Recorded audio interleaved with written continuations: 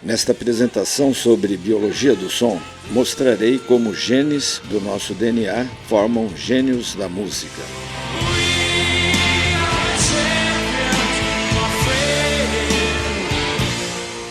Genes dos gênios da música, onde a gente vai mostrar realmente que os músicos que têm esses genes, não é só o fato deles cantar, é o fato deles levantar uma plateia, quer seja com a expressão corporal, com a voz, com o som que eles tiram dos seus instrumentos.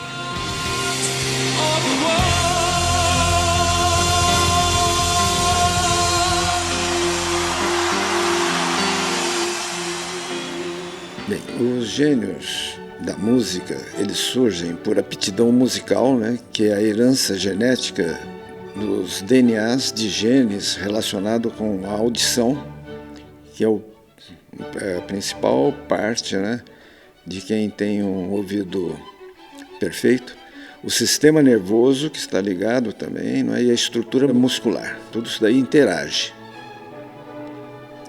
E a segunda coisa, que é tão importante quanto a primeira, é a influência musical, que é motivada pelo estímulo familiar, as oportunidades interativas que as pessoas têm de se apresentar, dos outros aceitar o som dele, e a educação musical, que é uma dedicação por várias horas diárias, mesmo que ele tenha o ouvido perfeito. E dessa maneira, esses genes com DNA perfeitos para o som são aqueles que produzem proteínas que compõem os receptores auditivos do ouvido interno, que são essas varetas celulares que nós estamos observando, todas muito bem dispostas. Isto é quase que perfeito. Esses sons que batem nas varetas, e as varetas emitem sinais, esses sinais vão para o sistema nervoso, e isso daqui é traduzido em sinais químicos e impulsos elétricos de neurônios, comunicando um neurônio com o outro.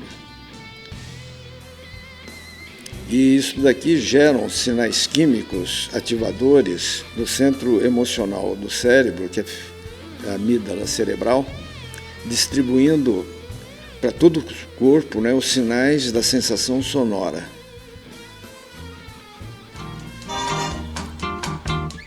Olha que coisa mais linda. Assim, quando o som chega ao ouvido interno, ele estimula uma série de pequenas estruturas que a gente tem dentro do nosso ouvido.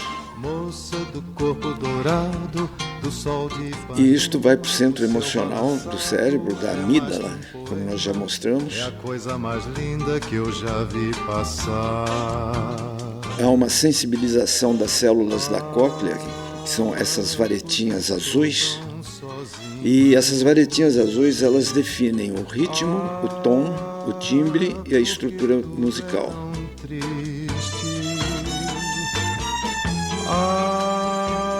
E é por essa razão que a gente recebe as sensações musicais, que se movem dentro do cérebro, através da medula espinal, e aí distribui para todo o corpo. E à medida que distribui, faz o corpo se movimentar e o corpo fica excitado. Tanto é que eles empolgam as plateias. E fica mais lindo por causa do amor. Bom, então qual é a relação dos genes e ouvido absoluto para o som? Então, tem uma base biológica que a gente está mostrando uma célula, e dentro do núcleo dessa célula nós vamos ver o novelo de cromossomos. Esses cromossomos são em 23 pares. Um arranjo laboratorial, a gente separa esses pares, e cada par, um vem do nosso pai e outro vem da nossa mãe.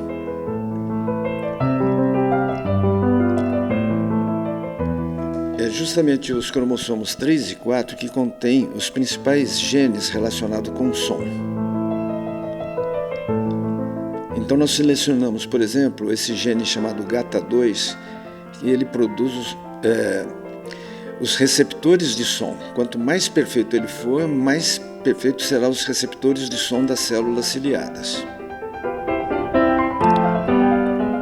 Já esse outro gene, que tem essa sigla, ele controla as funções da amígdala cerebral e ela regula a pressão arterial do cantor, a frequência cardíaca e a respiração. Tudo isso daí nós não percebemos no momento que a gente está ouvindo, mas o músico ele tem um controle fantástico dessas funções autonômicas.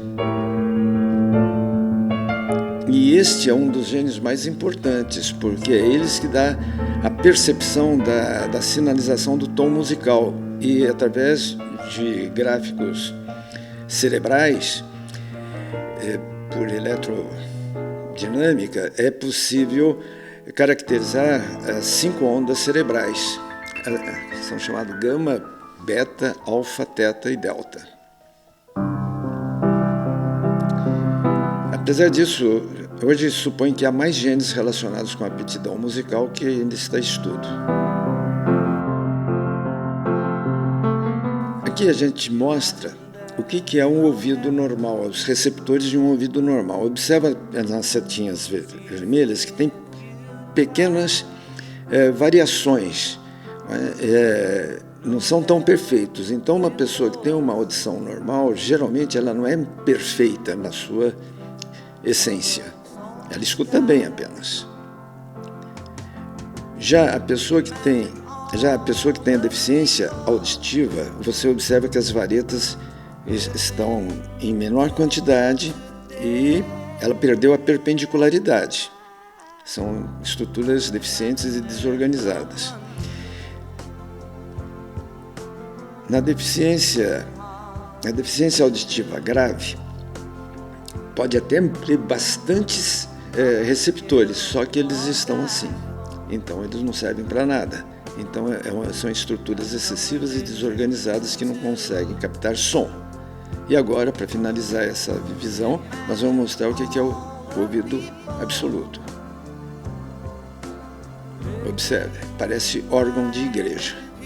As varetas são perfeitamente perpendiculares, e distante de uma forma equilibrada uma com a outra. Por essa razão que somente 1 em cada 10 mil pessoas no mundo tem ouvido absoluto, e aqui a gente destaca algumas dessas pessoas que nós já conhecemos, por meio de músicas. Mas o som não é só música. Por exemplo, Ayrton Senna, ele identificava alterações do motor através de pequenos ruídos, enquanto que os índios mateiros conseguem distinguir o rastejo de uma cobra e o passo de uma onça, entre outros sons, como os dos pássaros, por exemplo. Tudo isso é ouvido absoluto. Concluindo essa apresentação, o que faz uma pessoa ter ouvido absoluto para sons musicais é a somatória da qualidade biológica e da influência musical. Na qualidade biológica, o primeiro é o aspecto genético dos genes musicais com DNA perfeito. No mesmo nível de importância, a anatomia e funções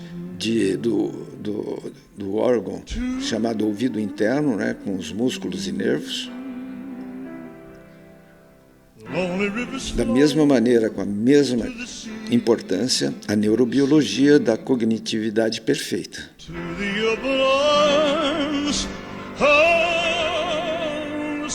E a influência musical, dada por um estímulo familiar constante, uma competência na educação musical e interações sociais em que a pessoa tem oportunidade de apresentar.